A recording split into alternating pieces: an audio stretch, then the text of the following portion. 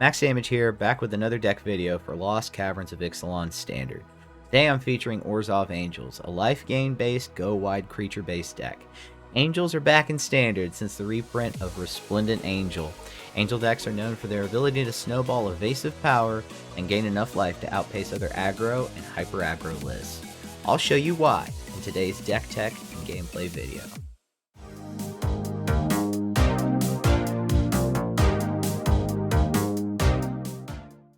Orzhov Angels is a 3.1 average cost list with 25 lands. This average is skewed due to the prototype card Steel Seraph, which can actually be considered a 3-drop.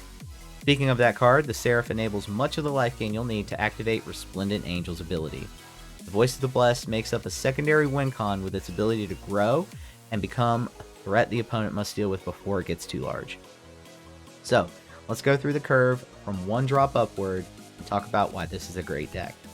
We start with Lunarch Veteran. Lunarch Veteran is a 1-drop human cleric that allows you to gain life every single time a creature comes into play. Not only that, but it has recursive abilities, coming back as a 2/1 that gives you life gain when creatures leave. We're also looking at 2 copies of Amalia. This is a brand new card from Lost Caverns of Ixalan. Ward, pay 3 life, it's a 2/2, but also whenever you gain life, she gets to explore, which allows you to really just pull the best creatures and cards to the top of the deck. Yada, Font of Hope full playset allows our angels to build up and get bigger over time as the match wears on, and allows us to curve into some of the bigger angels. We've also, of course, got 3 copies of Go for the Throat because the creature removal is just a necessary component of today's standard. Voice of the Blessed full playset, we just talked about this card and its ability to really catapult itself up to a 10/10 before you even know it, and become an indestructible with vigilance and flying. It becomes a crazy threat over time at the 2-drop slot. 3 copies of Inspiring Overseer. Not only is it an angel, not only is it 2 evasive power in the air, but it gains you 1 life and allows you to draw an extra card, placing itself in your hand. 4 copies of Resplendent Angel, an engine that allows us to gain more angels over time as we gain life. So this is one of the games, this is one of the triggers that you're going to want to aim for in the game, and one of your win cons is to be able to try to gain 5 life in a turn with this card out there. This is made possible by cards like Steel Seraph, which is also kind of a 3-drop, giving us Vigilance, Flying, or Lifelink. Every turn, you get to put it on a creature that's on the battlefield and select which one. So just, give your flying creatures lifelink, essentially. Full playset of Archangel of Wrath, which allows us to gain even more life, and it's a 3/4 flying lifelink threat. So, what's not to love about that? We've also got 1 copy of Gix's Command for all the hyper aggro lists we're seeing right now. It's really going to help us. It has a mode where you add 2 1/1 counters and lifelink, so that's going to be part of our strategy.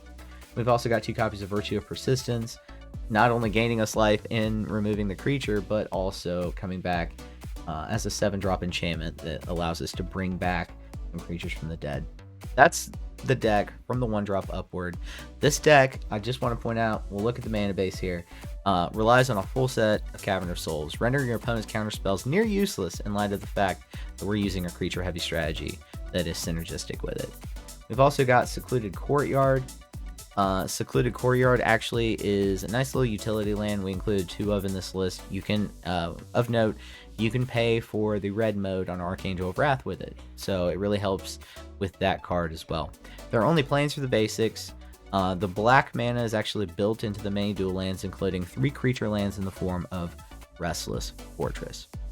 The sideboard, if you take a look at it, attempts to respond to a variety of threats that a deck may face, including hyper aggro, which we're seeing a lot of in the meta right now, and control, board wipes in particular, in the form of 2 copies of Kutzil's Flanker, which punishes board wipes in the late game. This sideboard needs work. I'm just going to be candid with you there. We'll discuss possible changes to it in the final portion of the video, the wrap up, so be sure to watch until the end where we talk about possible changes that we should make to this deck. But for now, that's Orzhov Angels for Standard. Let's cut to some gameplay and see just how the deck does.